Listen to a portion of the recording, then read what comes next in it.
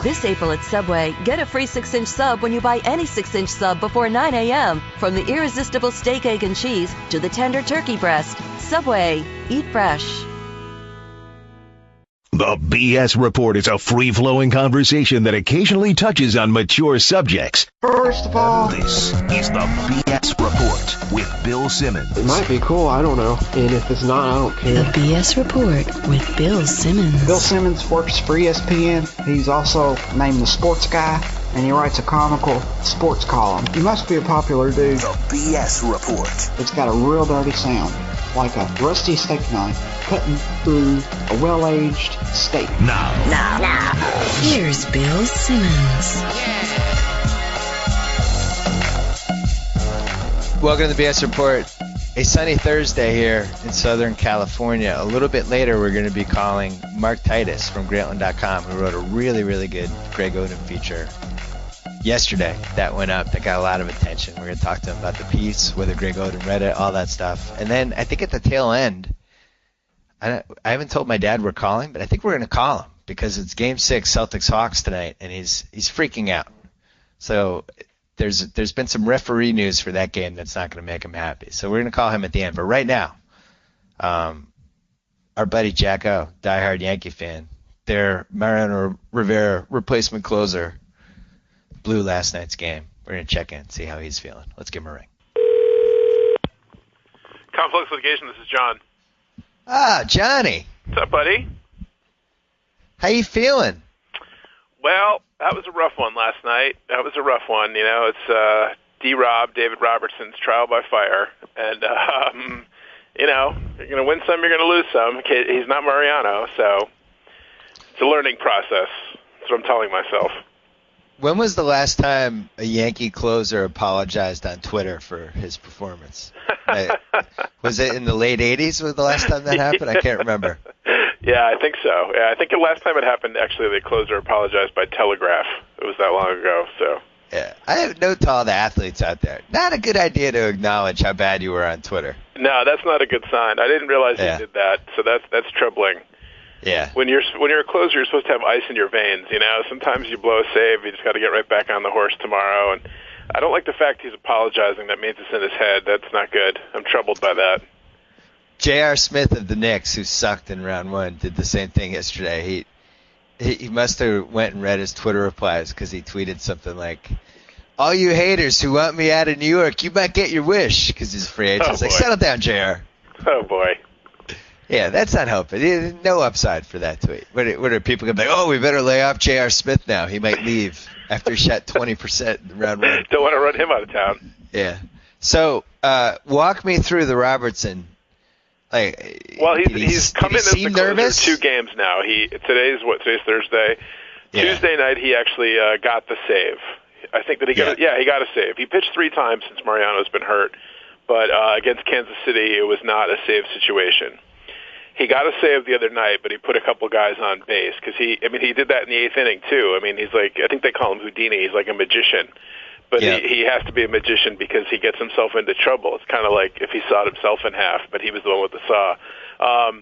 He puts the guys on base, and then he's able usually to put the fire out. He did that the other night, but then last night he was just terrible.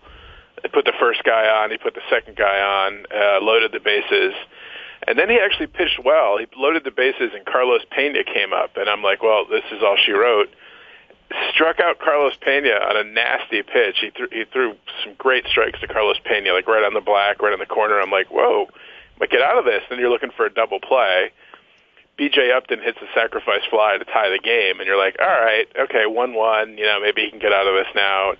Matt Joyce, he got 2 strikes on Matt Joyce. I was feeling good. Like, all right, we'll go to the 9th tied. And then threw a meatball down the plate that Matt Joyce hurt himself on somehow and still hit his hit out of the park. So he hurt himself as he hit it out of the park? Yeah, he was swinging, and he I don't know what, I didn't see anything about the game after the fact to see if he was hurt, but he like limped around the bases. It was Kirk Gibson-esque. I don't know if he twisted his ankle on the swing or he hurt his knee or something. It looked kind of bad. Michael Kay during the game was like, "Oh, he's I got a big smile on his face that home run," and it was actually a grimace of pain because he could barely get around the bases. That's funny. In Michael Kay's defense, he's Michael Kay. True. It was late in the game. he was bummed out about the 3-run homer. So yeah, so then it was 4. That gave up 4 runs in the 9th, and then that was all she wrote. Yeah, the Rays are threatening to pull away here. That was a big win for that would have been a big win for the Yankees there if they could have won a 1-0 game. It would have been a big confidence booster for Robertson, and then he puts them right back in the race. That's a huge swing right there. It's only May, you can't go crazy, but that would have been a nice win. Speaking of confidence boosters and people who should apologize to their fans on Twitter, Mark Teixera. Oh my God. Oh my! I mean, that's what really. I always find a way to blame these things on Mark Teixera. It makes me feel better. He's my whipping boy. And he came up in the 8th inning when the Yankees had a 1-0 lead, and it was 1st and 2nd and 1 out, and he promptly grounds into a double play. Classic Teixeira. Just classic. I mean, if Robertson has a bigger cushion there, if he could, God forbid, hit a home run and it's 4-0, I mean, it's a big cushion for Robertson there. Maybe he's not walking the tightrope, feels a little better. But of course, he freaking grounds in a double play. I think he's hitting like 215 now, 219, something like that. Under 220, let's put it that way. Yeah. I think he has. I saw last night. I think he has 4 home runs and a ridiculously low number of RBIs. Everybody's all over Adrian Gonzalez for the Red Sox because of his power numbers, but they should thank their lucky stars that they didn't get locked into Teixeira in that contract. Yeah, Adrian Gonzalez is just getting crushed back home. I was trying to think this morning. I was thinking about Teixeira because a guy sent me a funny tweet that I retweeted, and John Sterling, the Yankees radio guy, his home run call for Teixeira is a text message to write.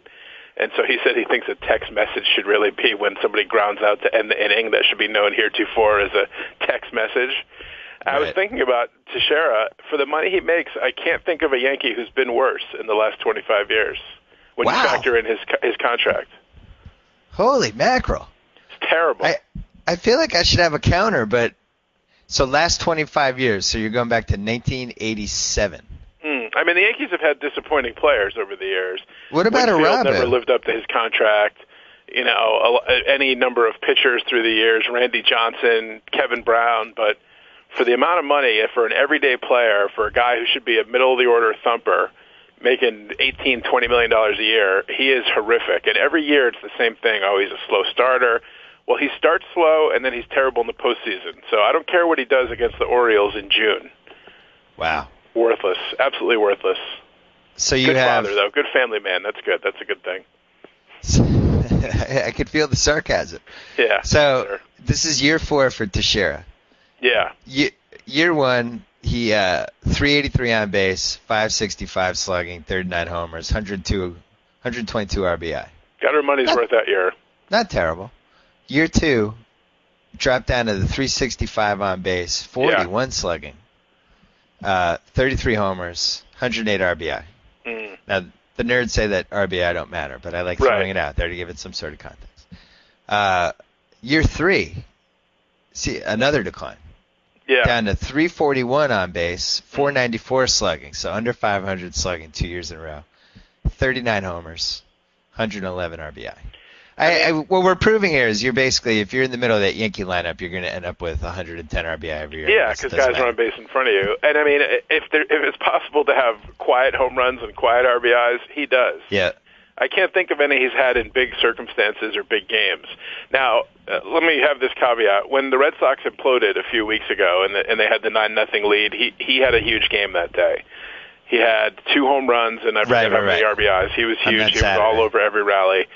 Yeah. I'll give him credit for that. And he finally did it against the Red Sox, who I think he was like 0 for 60 in his Yankee career. I could be off on the numbers, but he literally was like 2 for 40 or something against the Red Sox in the past few years, which is also the knock on Gonzalez, that he doesn't do anything against the Yankees or the Rays.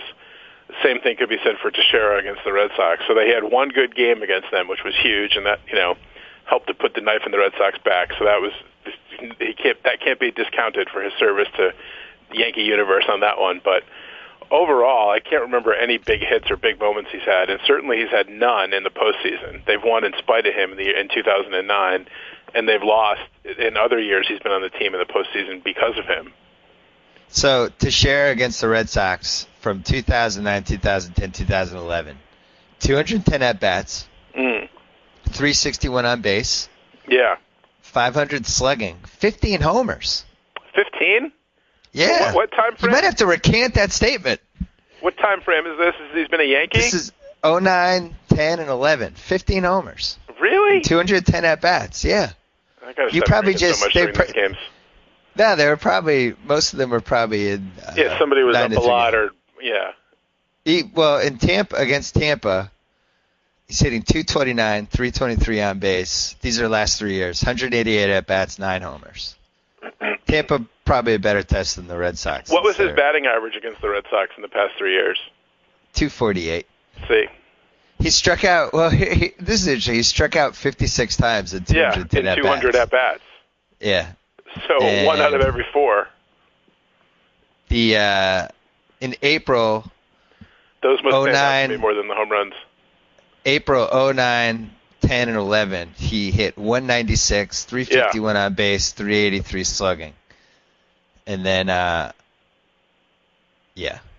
So you're right. He's July in those 3 years. He was 299, 385, 538.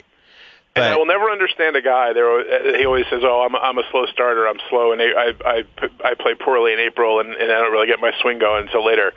Well, if that was the case, and you're getting paid $20 million, and you know that's a factor, wouldn't you maybe alter your off-season routine? Maybe start swinging a bat in November instead of December, or whatever his routine is. Maybe alter things a little bit. Here you go. This is going to back up what you said before. Teixera in Fenway Park, 09, 2010, and 2011. 107 at-bats, 206 batting average. There we go. That's what I'm thinking. 739 OPS, 5 homers, and 28 strikeouts. There we go. There you go. So you were like 2/3 right. Yeah. And he probably had some. And there were some big strikeouts mixed in there. Guys on base. I'll put it this way. I'm a Red Sox fan, and obviously the best people to judge the players on your own team are the players rooting against that team. Yeah. I'm never scared when Mark Teixera comes up. I always feel like we can get him out. Always. Yeah. That tells you all. That tells me everything I need to know right there. Just probably how you feel the same way with Adrian Gonzalez. Yeah, he doesn't put the fear of God into me either. I mean, Big Papi scares the hell out of me. Yes. With good reason, because he kills the Yankees. So does Pedroia, right? Yes, unfortunately. Yes. Pedroia and Big Papi scare the hell out of me, but I have no fear about Kevin Youkilis about Adrian Gonzalez or really anybody else in that lineup. Well, I don't think anyone fears Kevin Youkilis at this point. True. Good point. But, the Yankees that scare me, Jeter will always scare me. I don't care if he's, like, in a wheelchair with, like, his left arm in a swing. I'll still feel like he can get a hit. And Old Timers Day 2050, you're still going to be nervous. Granderson scares me because he's such a wild card. The Grandy man. You just don't know what's going to happen from at bat with him. And then I got to say, A-Rod, I can't believe I'm saying this, but he kind of frightens me a little bit. I feel like the 09 World Series kind of he's had some moments against the Red Sox. Yeah, he's had moments. He's killed us. He's quietly killed us for a couple years. Or maybe a couple years ago that went way into the extra innings in the 15th inning or whatever when he hit it out. And he hit a big home run off Papelbon in the 9th a couple of years ago. He's had some moments. I'm going to look up his stats while we're talking. Yeah, so the Adrian Gonzalez thing's gotten really interesting because everyone's just so bitter about this Red Sox season. Right. And, there has to be scapegoats. Right. But the Bobby V thing got beaten into the ground in about 2 weeks. So then it's like, all right, who's next? So then you focus on Gonzalez, who's, they traded a lot for. They paid him a lot. He's supposed to be the best guy in the team. Yeah, Rizzo. Rizzo has not come back to the Red Sox yet, but I get tweets with updates about Rizzo. He's tearing it up in AAA this year, though. He could be up with the Cubs soon. A-Rod is last 3 years, not counting this year, the 940 OPS, 12 homers, 33 RBI against the Red Sox. Not bad. Yeah, he's been all right. Not great. 8 stolen bases somehow. I mean, his contract is just a anvil around the necks of the Yankees too. I mean, between he and Teixera doing nothing in the middle of that lineup, it's a miracle they have a winning record at the moment. Did we ever figure out why they gave him that contract? Well, partly because, I think that was a Hank Steinbrenner deal, I think, that he wanted the flash of having A-Rod. And they seem to think that they were going to have all these marketing tie-ins with A-Rod and his quest to beat Bond's home run record, and this is before the steroid thing, so he was going to do it clean, and they figured, it would be like a national celebration. There'd be a million different marketing tie-ins, so the contract would pay for itself. But a lot of things went wrong with that plan. Yeah. His decline, the steroids, the fact that, he's going to have an asterisk if he does pass Bonds, too, so nobody cares about the home run thing anymore because it's also tainted. So it's not quite going to work out like they hoped. Yeah, I think that's been the single strangest thing about what happened to baseball the last 15 years is that these benchmark numbers that we grew up with no longer really have any real meaning. Like if the 73 homers, you're never going to even have a conversation about that. And then whatever Bonds, whatever his final home run number is, like that doesn't feel right either. Like it really feels like a 400 season, a 56-game hitting streak, 30 wins.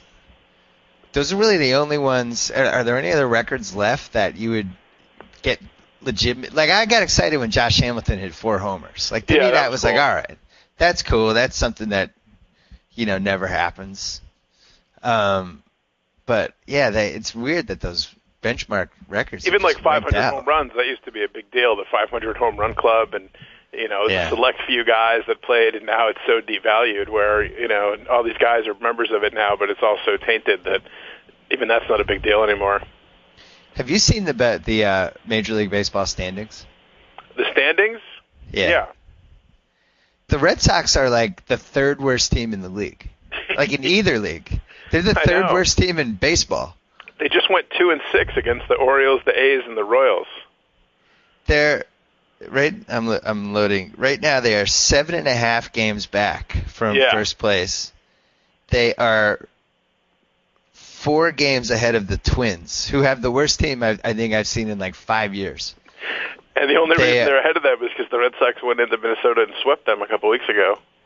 They're 3 games ahead of San Diego, who completely gutted their team, and I think they spent like $5 on it this year. Right. And I mean, it's unbelievable. Like the Angels started coming back. Yeah, I don't know if this Red Sox team can come back. Like I don't even know if they can get to 500. Well, did you see the Beckett story? All you need to know about the Red Sox is when I read things on the Boston Globe or whatever, there's fans that are legitimately waiting for the return of Daisuke Matsuzaka. That's how far you've fallen. What? When the national treasure is viewed as a savior by people, I mean, do people forget how much they hated him and what a nibbler he was, and he only lasts till the 4th or 5th inning, and he's been brutal the last couple of years? People really believe that because Bobby V can speak Japanese that he's going to have some sort of mystical relationship with Daisuke and turn him into, Justin Verlander. I don't see myself. I don't think that's happening, but people really hope for that. So that tells you how far you've sunk. Well, you know what else told me how far we sunk was that really, Josh Beckett, you haven't done enough. Now you're playing golf when you were hurt or whatever the hell happened. Like, come on.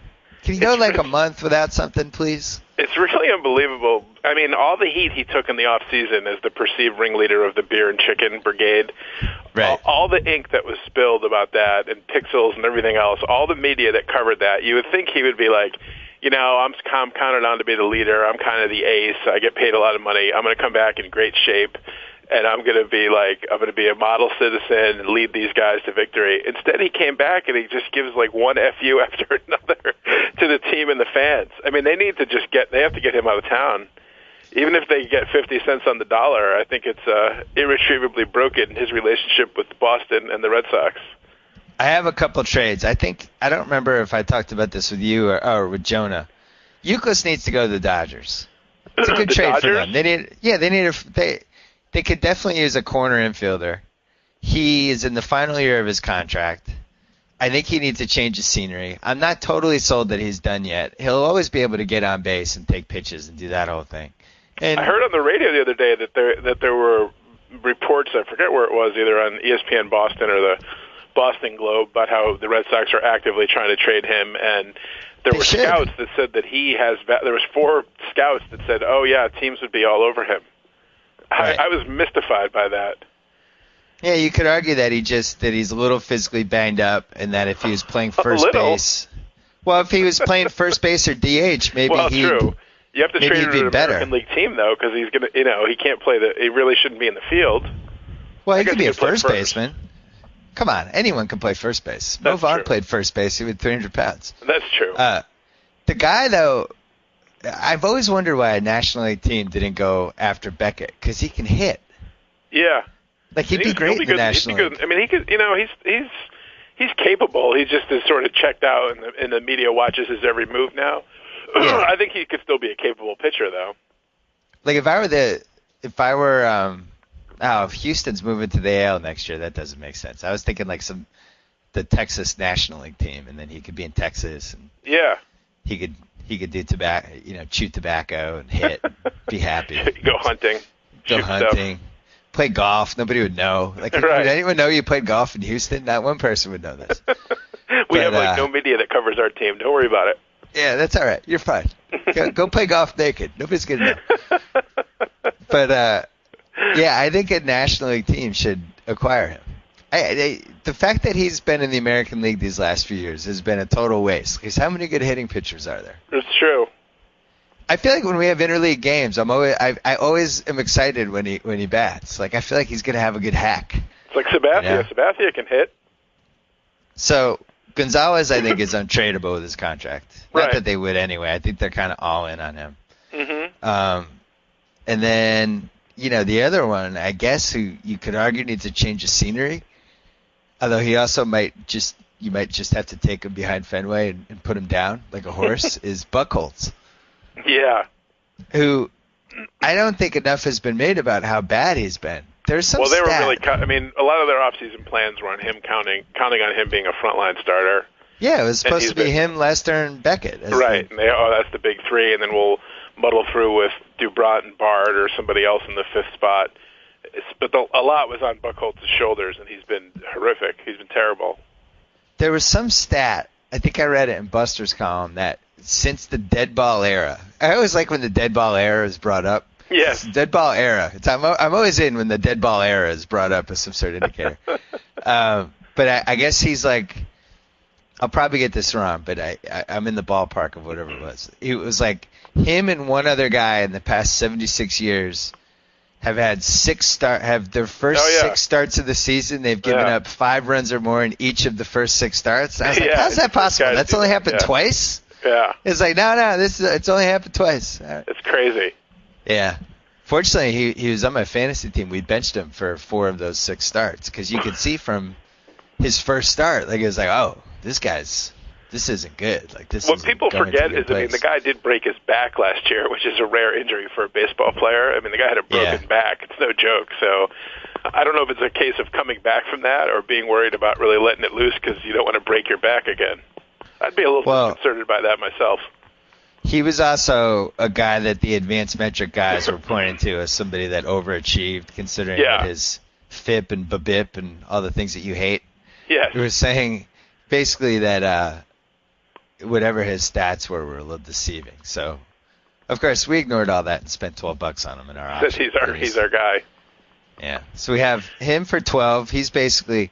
It's hard to say what was worse, actually. $23 for Rivera, $12 for Clay Buchholz. I don't know. Wow. It's a toss-up. At least Rivera gave us a month of decent stats. He got a little something. But, it's bad. Looking at the Red Sox, if you look at their roster, and, everybody on I love to read the comments on, when the Red Sox are imploding, and nothing makes me happier, or listening to EEI as I drive home. And they're really, I don't know what the fix is. Their starting pitching is awful, and in terms of having tradable pieces to try and bring something back to have some hope, I mean, the guy they have to trade is Ellsbury, but he's hurt right now. He's probably the biggest trade chip you have, and you figure he's gone anyway when he's a free agent because Boris is going to go for the most money. So he's a trade chip. I would take the draft picks. What's that? You can get the draft picks. Here's the real problem with the Red Sox. Let's make some trades. Let's rebuild. But, who's doing the rebuilding? Is it the people who decided it was a good idea to trade Jed Lowry for Mark Melanson? Right. That we're gonna put it in their hands. The people that didn't help, Cody Ross was the only decent thing that they did last winter. Well, but, Ryan Sweeney's been pretty Oh, yeah, good. you're right. Ryan. Yeah. All right, He's been so a there you pleasant go. surprise for you. I don't know if he's going to keep it up, but he's been hitting well. I'm bitter. I'm just lashing out. I understand. Now, the Lowry trade, which made no sense when it happened, because you could at least have made the case that Lowry, let's see what he does for a year when he's not injured, doesn't have a dumb injury or something. He was the Will Middlebrooks of last April. Or May. He's what turned their season around. Put the team on his back for 2 weeks early in the year, and then he was traded for Mark Melanson. He's over 300 for the Stros. Yeah. He's their number 2 hitter right now.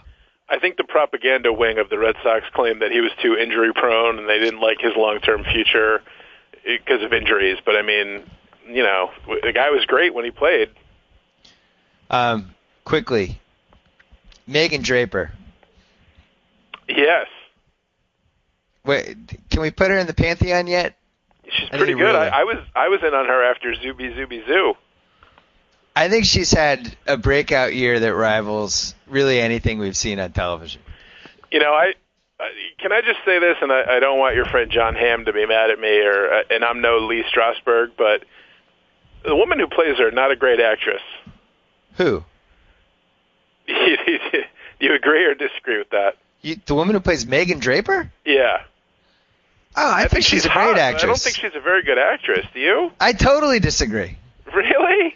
Oh, vehemently. This is our biggest disagreement in like 10 years. I love Megan Draper. I never know I don't think she's very good. I never know what emotions she's trying to convey to me. Wow. I don't know. I don't think she's a very good actress. I think she's pretty. I think she's attractive. Oh, I enjoy her work. I just don't think she's a very good actress. It's a really hard I think in real life she part. should go to some of those acting classes that her character's going to. I think in real life her character needs to lie on a floor while a teacher walks around.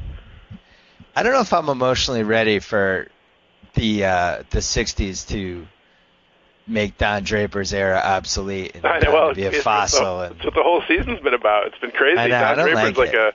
It's like a square now. Like he's forcing his wife to eat sherbet at a Howard Johnson's.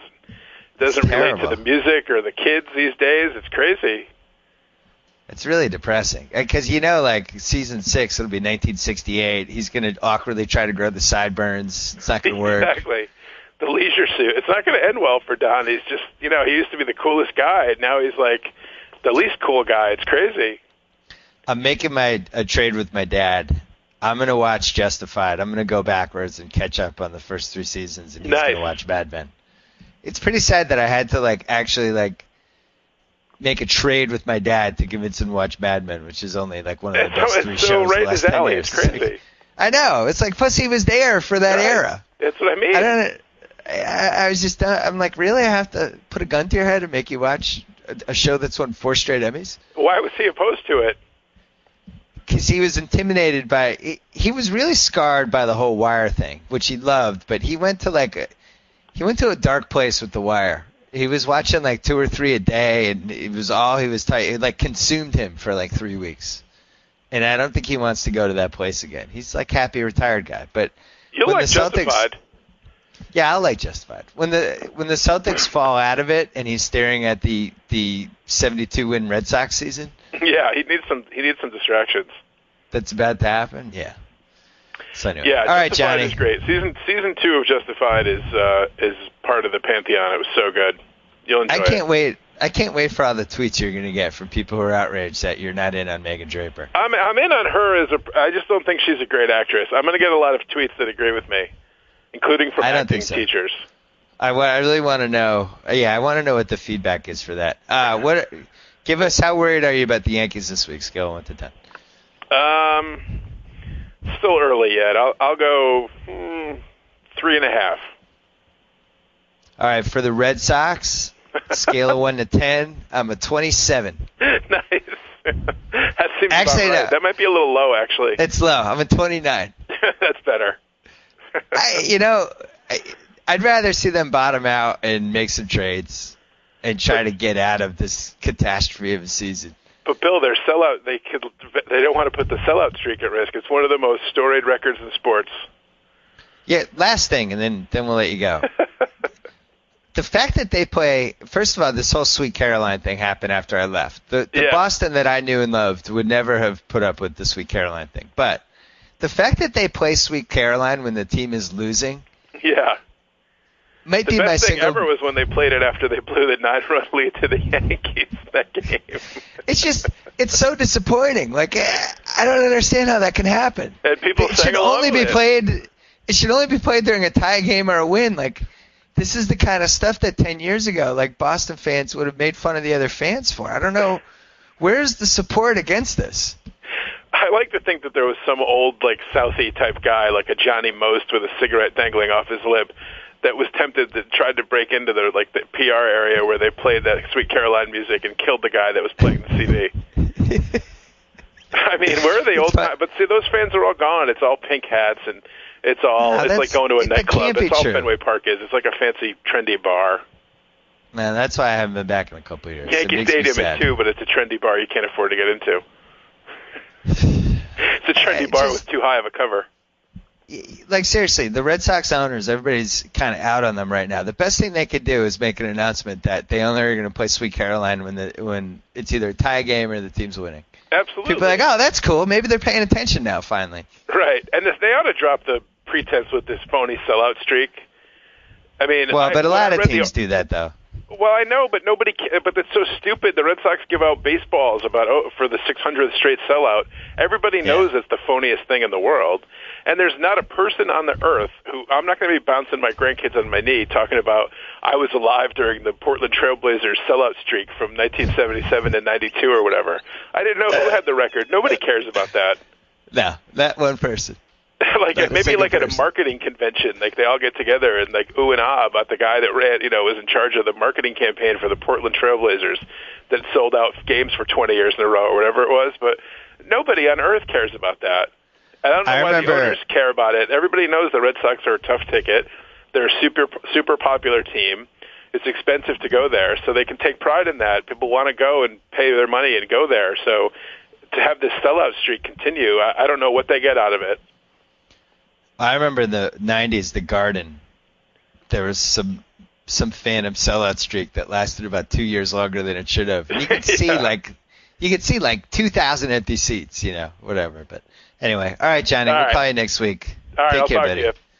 All right, let's jump over to Ohio. Are you in Ohio, Titus? I am in Ohio, yes. On the phone line, Mark Titus, who writes for Grantland, who covers college basketball for us and wrote some very entertaining college columns this year.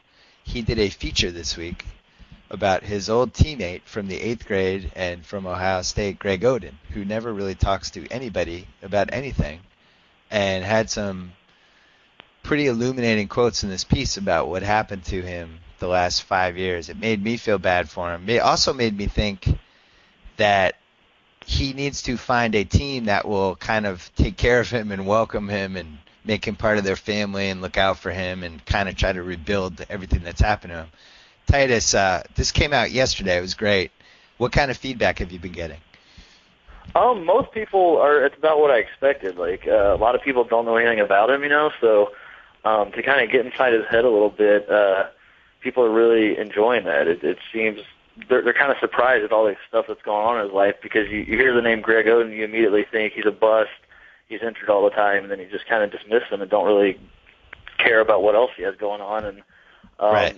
That's why I kind of wanted to do this story, and I think he really wanted to do it too, is because he's got a lot of personal tragedies in his life that people don't know about, and he deals with a lot of demons, having all the expectations that he hasn't lived up to, and so I think people are glad to have kind of understood him as a person better, and and then there's the other side of it, the Portland fans who are upset that he's playing the victim card a little too much and all that. But I think those are just Portland fans that are bitter it didn't work out, and I don't know, haven't really moved on from it. Right. Yeah, I mean, I can see their side to some degree, because it did seem like he was making excuses, but at the same time I didn't feel like he was making excuses. Like, yeah.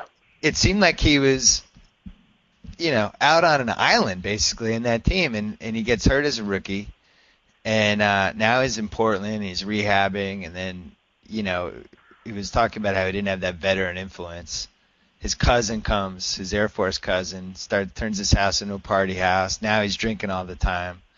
Gets hurt again. Like, as I was reading the feature, I just kept coming back to, like, let's say this was the San Antonio Spurs, a really good organization that looks out for its players. Like, I just can't believe that they would have allowed some of this to happen. Like, I think those were fair criticisms, don't you?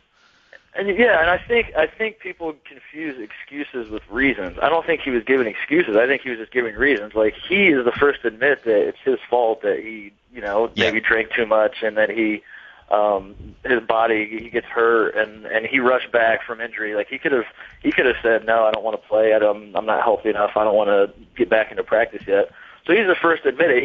We were more or less just giving reasons. Like, his cousin influenced him into drinking. He's a grown man. He could have very easily said, no, I don't want to do this, but he didn't. Yeah. And he's the first to admit it. So I think it's, you say he's making excuses for himself when really we're just like pointing out reasons and the temptations that are presented. And, credit to him for being man enough to, admit his mistakes. And I thought that was kind of surprising too, that he'd be willing to let me talk about his issues with alcohol, because a lot of guys probably would have wanted that kept secret, and he wanted that in there. He wanted people to know his what he had to deal with and all that. So I don't know. I see how Portland fans can be upset that he's making excuses, and I'm obviously biased because I know him really well. But to me, it was more he takes the blame for everything, but he was just kind of saying how he got to this point in his life. Well, and also, wouldn't you say he's for an athlete, and especially for somebody that, he only spent 1 year in college, and you think of him just as a young kid, but he seems like a really cerebral guy. Yeah. And I think, people are either super perceptive or not that perceptive. To me, it always struck me with him, like over the last few years, it seemed like he was super perceptive about how people perceived him as a bust, as the, basically the modern day Sam Bowie. Here's Durant's career taking off. Oh, here's Odin. Let's make some jokes about him. And I know I probably made a couple in columns. Like, he was an easy target. He was like this generation's bus guy. And I think I just feel like he could feel all that stuff. And I think that affected him too, right? Yeah, it definitely did. I mean, I think that more than anything is why he rushed back from, that was kind of the theme of the feature that I wrote, was that, like, he kept rushing back from these injuries.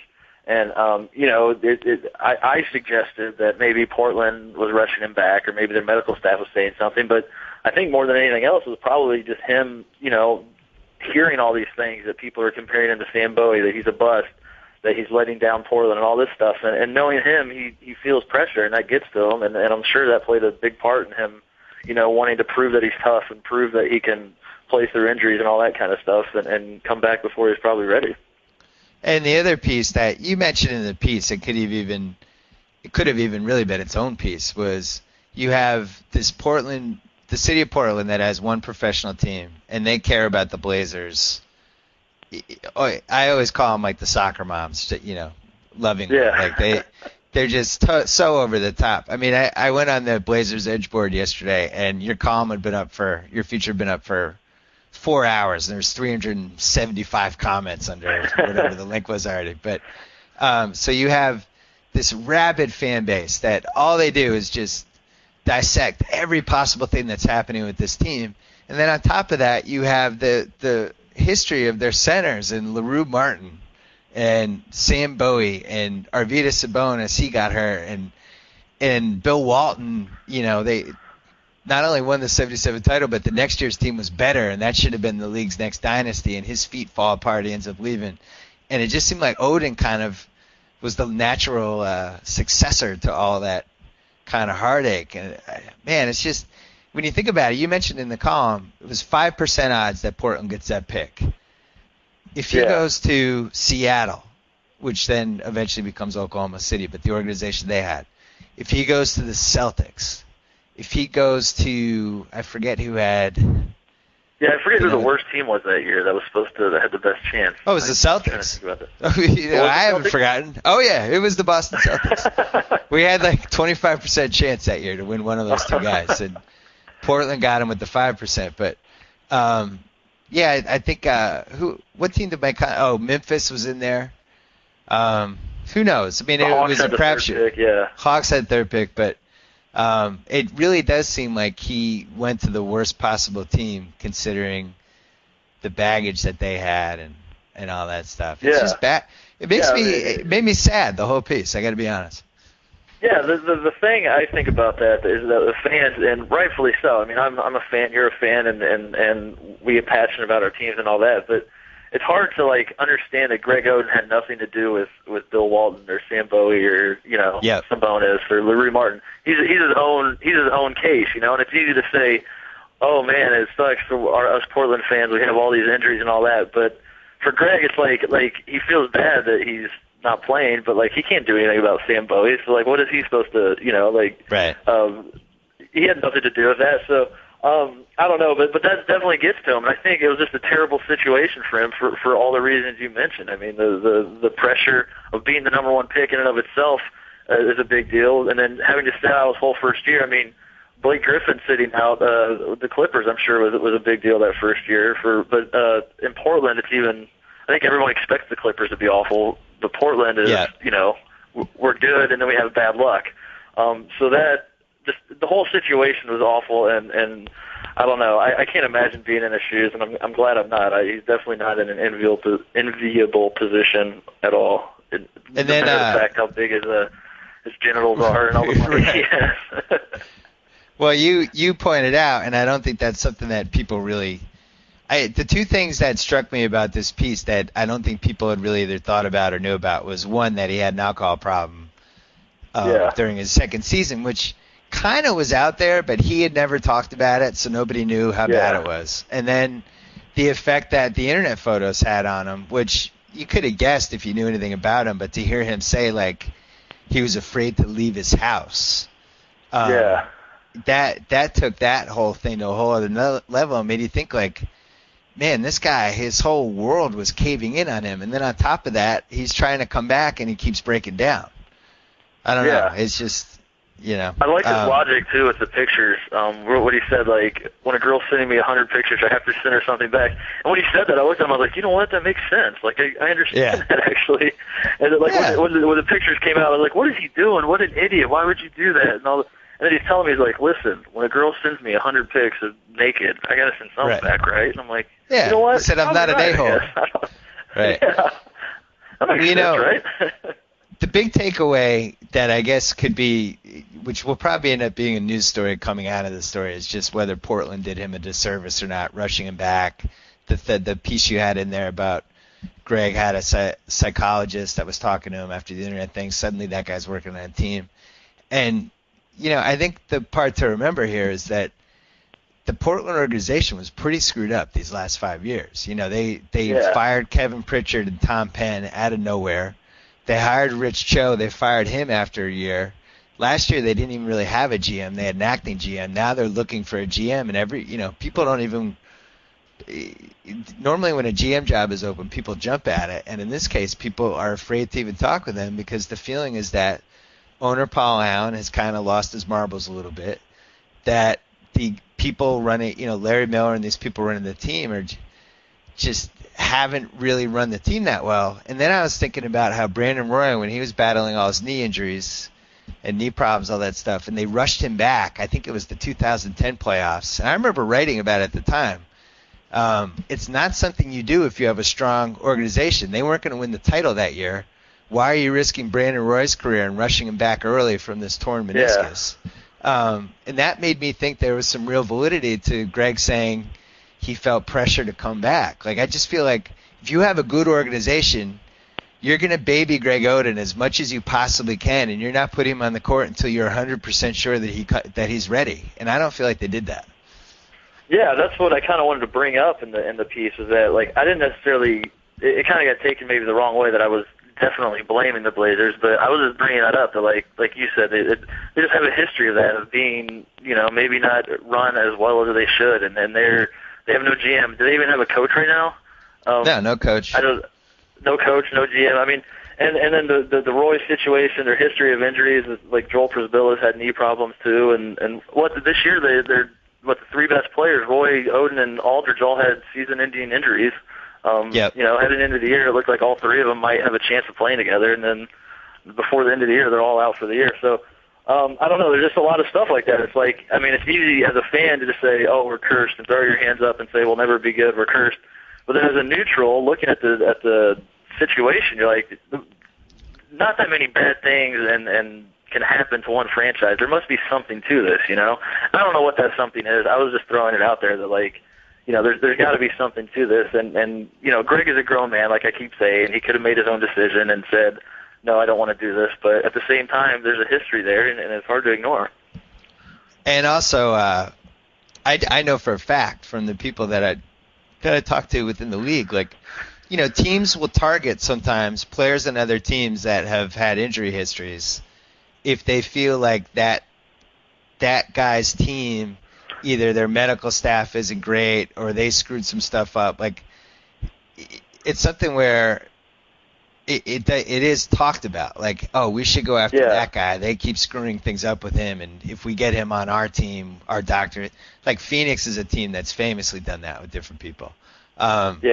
And it made me wonder, like I read this piece just as a Celtics fan, thinking, man, we should roll the dice with this guy. We should just give him. I know he said in the piece, like, he didn't want money next year, but screw that. Like, sign him to a contract, take him on your team, bring him into your family, have your doctors work on him. Just give him some sort of foundation and just take the risk, because we know what he can do when he's healthy. Yeah, that's funny, because that's like the big feedback from everyone who read it. I've heard from probably at least one fan from every fan base in the NBA saying that exact thing. Like, man, I hope he comes to the Timberwolves or the Knicks or the Suns or the Heat. You know, we'd love to have him, and our doctors could make it work and all that kind of thing. So, yeah, I mean, even if he's half as good as what he was when he was healthy, he'd still be pretty good, you know. Like, all you really need, I want to see him go to Phoenix, like you mentioned, for the reasons. I think Indiana would be great for him, being in his hometown. He's very much like like you said, he's cerebral, and he likes to be in a comfortable position where there's a lot of comfort having his family there and people that love him. He's loved in Indiana and Ohio and the Midwest. I think that'd be great for him. And also, I kind of want to see him go to Miami, just because he would have to do nothing on the team. You know, he'd be the fourth option, and all he'd have to do is block shots and rebound, which he's great at doing. So, yeah, I mean, like, I think he gets in a good situation, and there's certainly teams that are going to take chances on him. He said he got he got a lot of offers, actually, after Portland cut him, and he just turned everyone down because he wanted to get healthy. So there's certainly going to be interest when he's ready to get back in, and I just hope it works out for him.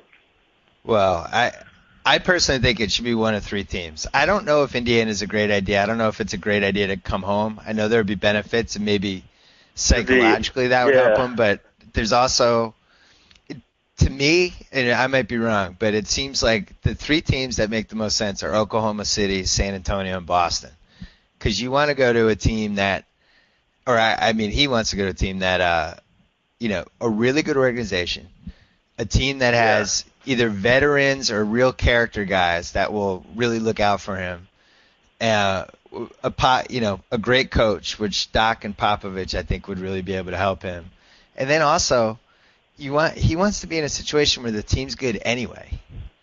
You know, like, where it's like a luxury if it works out with him, you know, and he's just, like, think of him on San Antonio. That team's going to win 60 games next year, regardless of whether they sign him or not. So now he's there with Duncan and Popovich. And, you know, and they're just like, Greg, we don't care if you play this year. Just embrace our culture, work out with us. Just kind of be on a real team for once. And I don't know. I think that would work. I think not having that pressure of trying to be a franchise savior or something would definitely do him well. But I don't know. He's very much a guy who would succumb. The pressure gets to him, like we keep saying. So, all three of those sound great. He definitely needs to get in a situation, though, where he's not the man. He's not expected to carry the franchise and be the guy that's going to save anything, you know. Like, and it'd be interesting, I think, to see him play with Durant. That'd be kind of funny how everything kind of ends up like that. That'd be fun to watch, to see those guys play together after everyone comparing them for so long. And then what if Durant, that the first title Durant wins is with Greg? And, you know, whose title does that become if Greg is playing well and stuff? So that'd be a little debate, but that'd be fun. If you were going to rank the the best stories for what his comeback would be, I think Oklahoma City would be first. And him and Durant on the same team, and just that would just be incredible. I think him ending up in Boston would be really interesting because, he was really the first guy in a long time that was compared to Bill Russell. The Celtics had the best chance to win him that year and didn't. And also like him playing with KG and Pierce, like I think that would be good for him. And then the San Antonio would be interesting. Indiana coming home would be, that's the sports movie ending. You know? Or like if we're doing a 30 for 30 about this, that would be the perfect last 15 minutes of the 30 for 30, him redeeming himself in Indiana. So I don't know. I really nice. Indiana, I think as good as the Pacers are, he would definitely still be kind of like a savior to the franchise, Like that's not the good. Pacers they're the 3 seeds right now. They're in the playoffs doing well and all that, but yet there's not a ton of interest in Indy about them. And if he came to the Pacers, he would be beloved, and there would kind of be a lot of pressure for him to be, the star that puts Indiana professional basketball back on the map and all that kind of stuff. So I don't know if that'd be great for him, but just having the, little circle of family and friends that he's comfortable with would probably do him well. But I don't know. Well, Miami would be good from the standpoint of now you're getting no attention at all. Just do your thing under the radar because LeBron and Wade will take care of the attention thing. I hope it works out for him. He read the piece, right? Yeah, he read it. I talked to him last night. He was really excited about it. I think he's just happy that there are people talking about him on the internet without calling him a bust and making fun of him and all that kind of stuff. So that's the first. He told me at one point, I asked him if he has why he doesn't have a Twitter account, and he said, if I had Twitter, it would be the saddest Twitter. I would have the saddest reply feed in the history of Twitter. It would just be people hating on me. And he kind of said that half jokingly, but at the same time, he kind of felt for him. So he's definitely on the internet, like reading stuff that's written about him and all that kind of stuff. So it's gotten to him a little bit, and I think he's finally excited that people understand his story and understand that he's a human. And just because he has millions of dollars and he's got women throwing themselves at him and all that kind of stuff, it doesn't mean he's got a life to be jealous of. He still has trouble walking when he's rehabbing his knees and all that. Just trying to get out of bed every day with a surgically repaired knee, even if you're not even a basketball player, just any job, would be difficult. So. Right. I don't know. He was pretty pleased with it, though. He's glad that people get inside his head a little bit and kind of understand what he's had going on for 5 years. We left out one team that would be good for him, the Lakers, because he could go back and forth to Germany with Kobe, and maybe that would save his career. He could be in the private plane, Berlin Airlines or whatever Kobe flies as he's going back and forth for treatments. Hey, great job with that piece. We're really proud of it, and I think a lot of people had the same reaction. It was something you either just thought of Odin as a bust or you didn't think of him at all. And now I feel like I'll be rooting for him wherever he goes. Not that I wouldn't have before, but I really hope that he finds the right team and that this works out. Anyway, let's quickly plug your book. It came out 2 months ago, and it did very well about your Ohio State experiences as a bench warmer. What was the title? Don't Put Me In, Coach? Don't Put Me In, Coach. Yeah, that was the title of the book. Yeah. Yeah. Hey, BS Report people, you should buy this book. It's funny. You'll like it. I really enjoyed it. It is funny. I thought it was good. People are going to be shy. If you read the Odin piece and you expected the book to be like that, don't, because it's not quite that serious and hard-hitting. But, yeah, it's a fun book. It's a good book. So. All right, good. Yeah, and you got people bought it and stuff. That was fun. Yeah, it was doing well. It sold certainly more copies than what I expected. Yeah, that's for sure. Now you have to come up with another idea. I don't know. Sequel. I need to get on an NBA team. Me and Greg need to tell people that we're a package deal and get me on an NBA team. Let me warm the bench, and I could write another book about my NBA experience. I like that idea. Trust me, you could not have done. You could not have done more sitting on the Celtics bench than Sasha Pavlovic did for the first 2 months of the season. So I feel like Scalabrine kind of has the bench warming NBA market cornered now that Morrison's out of the league. So he needs some competition. I think he's getting stale with his routine there. He doesn't have any competition in the bench warming game anymore. So I think I need to get a spot somewhere and push him to be better than what he's been since Morrison left. All right, we will read you on Grantland. Good luck. Thank you.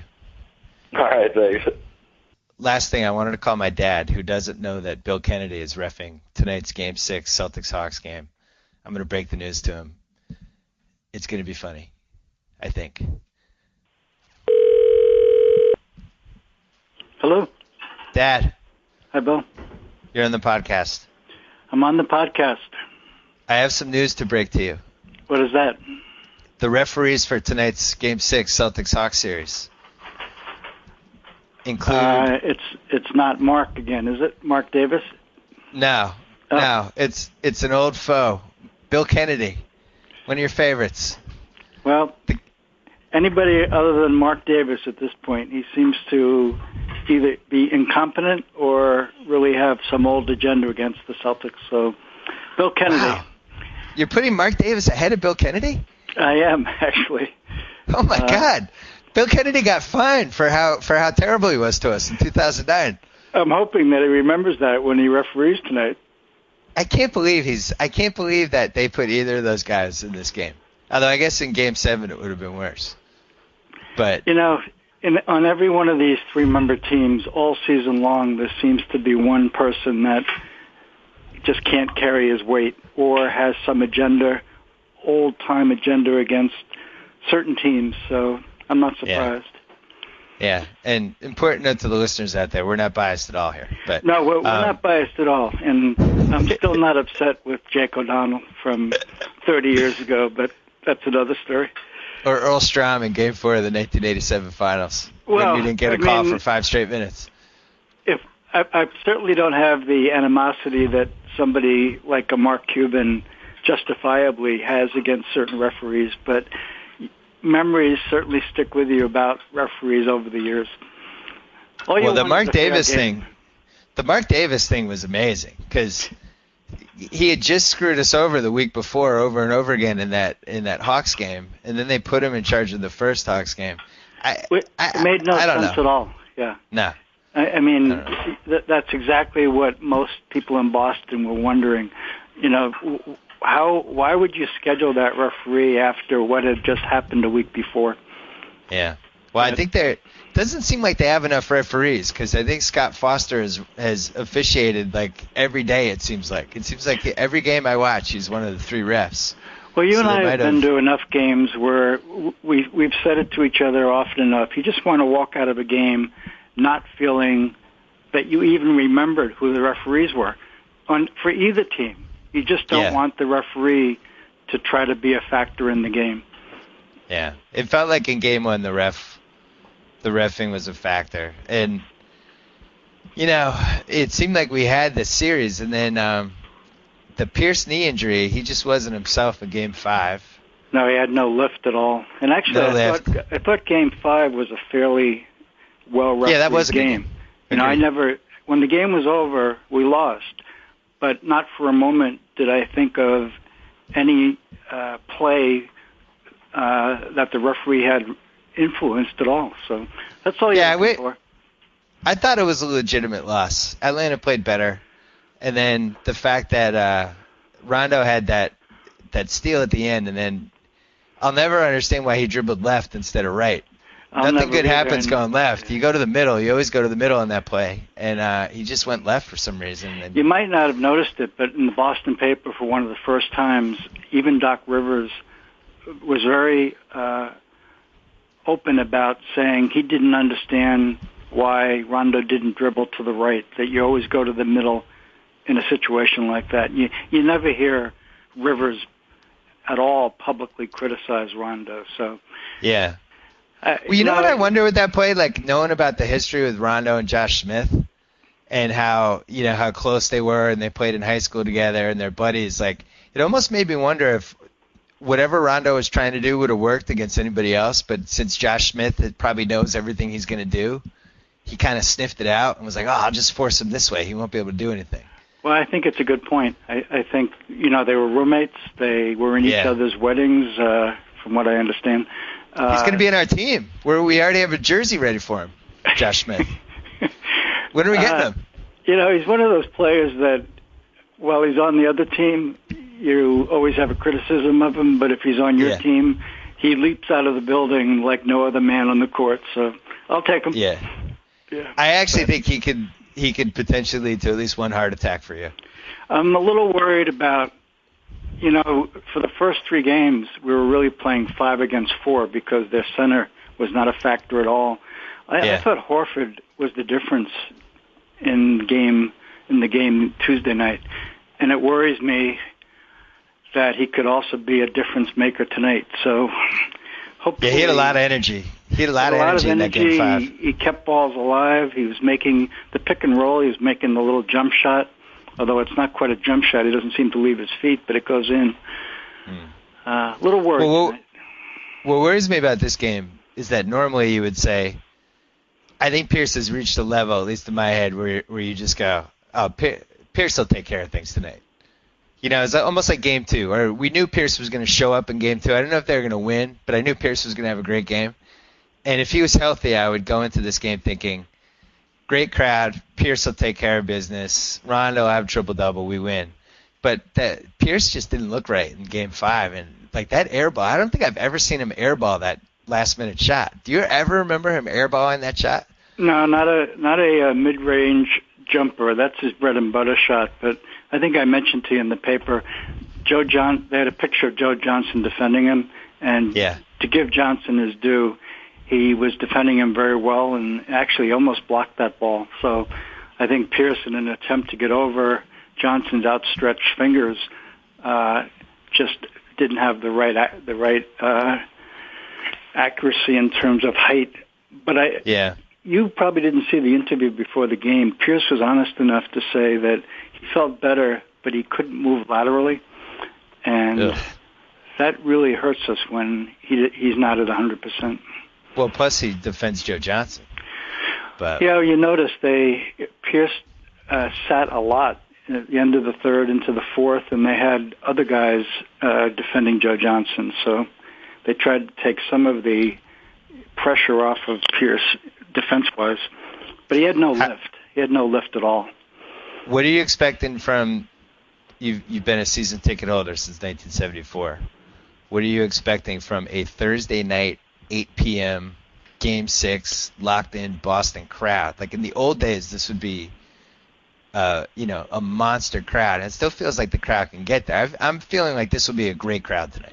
I think it's going to be a great crowd. It was a great crowd at home the other night, a terrific crowd. That was a Sunday night. It looked like people had been in the establishments around the Garden all afternoon. I expect we like an that. 8 o'clock game start tonight. People get out of work around 5. They have all those places that you've gone to many times. Of course, I've never frequented them, and I think people are going to be pumped up for the game tonight. I think we're going to win tonight. I'm looking for the good Rondo to show up, not the Rondo who seems to be unwilling to go to the basket. I think at home he plays differently, and I think we're going to win. And you don't want, I think worst case scenario is one of those Rondo games where I think he'll have a huge game, but when he has those games where he puts up the triple-double, but he still missed 8 shots from 5 feet and in, right? That's the game that would kill us tonight. Because he'll have those from time to time where he just can't make a shot. What really worried me, and I'm sure you noticed it Tuesday night, Rondo took our first 3 shots. He missed all 3 of them, but it somewhat set the tone that, first of all, you don't want him taking the first 3 shots of the game when we have shooters out there. And when he missed them all, you know what he's like in terms of his confidence. He seemed to lose it, and his shooting percentage was poor. He never really got into the game offensively, and he seemed to be afraid to go into the middle. So I don't want him taking the first 3 shots. What about penetrating and going out? Bradley's hurt, too. You might have noticed. Yeah, Bradley's hurt. I don't think he's been the same either. That one worries me because I think he would have played with a lot of energy. I think he would have. I think he, particularly defensively, could have helped us. They said seems like we're breaking down. They strapped him with a harness to see if it would help his left shoulder, and he said he couldn't move with it. So that tells you that it really is a factor right now. If they somehow make it to round 2, and if the Bulls somehow hang on, and it's the banged up Celtics against the even more banged up Bulls, that would be a really interesting series, especially from what I'm hearing, not confirmed yet, but if Chicago goes to a Game 7 or Boston goes to a Game 7, the next round will go Tuesday, Thursday, Saturday, Sunday, the first 4 games. So whoever has Games 3 and 4 at home will be back-to-back. And, man, if Philly ends up winning that series in 7 or whatever, and the Celtics have to go to Philly in round 2, hypothetically, if we make it, and those Game 3 and 4 back-to-back in 24 hours, that's going to be brutal. It's going to be brutal. I hadn't heard that. That worries me for even a different factor. They interviewed Ray Allen, and he said, one reason he's been able to play this series is there's no back-to-backs. He doesn't know if he could even go back-to-back.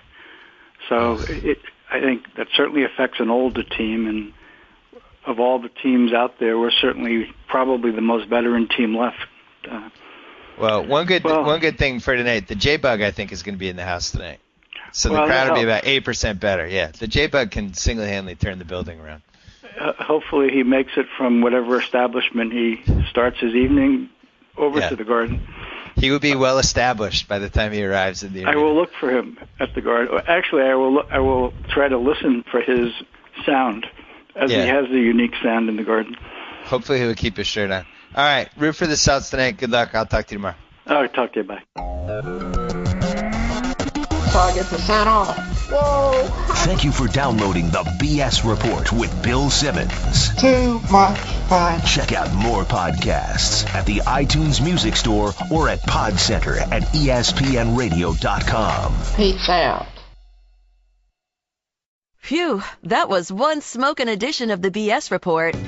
Almost as smokin' as the new Subway Smokehouse barbecue chicken. Get a taste of tender pulled chicken, slow simmered in a sweet and smoky barbecue sauce for little of that home-cooked flavor, and piled high on your favorite freshly baked bread. Enjoy it as a 6-inch Subway Fresh Fit sub with merely 6 grams of fat, or go big and try it as a $6 footlong special. However you like it, you better hurry into Subway for the new Smokehouse barbecue chicken today, because while this baby might be slow cooked, it'll be gone real fast. Subway. Eat fresh.